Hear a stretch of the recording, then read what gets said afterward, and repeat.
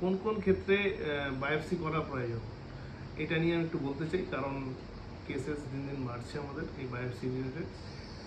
Oral ulcer মানে কোনো ঘা বা কোনো সোয়েলিং ফুলে আছে দীর্ঘদিন 2 সপ্তাহের বেশি হয়ে গেলে, অথবা তার থেকে আরও লম্বা লম্বা টাইম 6 মাস, কেউ 1 বছর, এরকম জিনিস নিয়ে আসছেন যেগুলো সারছে না কোনোভাবে। যে কারণে জিনিসটা হচ্ছে সেই কারণটাকে এলিমিনেট করার পরেও যদি 2 সপ্তাহের বেশি না সারে, তাহলে অবশ্যই একটা বায়োপসি টেস্ট করে দেখে নেওয়া দরকার। 2 রকমের বায়োপসি করা হয়, ইনসিশনাল অথবা এক্সিশনাল।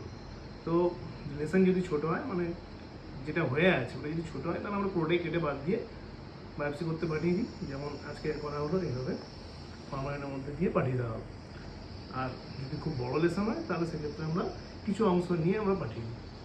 বায়োপসি টেস্ট করে নিলে ক্লিয়ার হয়ে যায় যে কোনো কিছু ক্যান্সারের জার্ম আছে কি নেই। ওকে।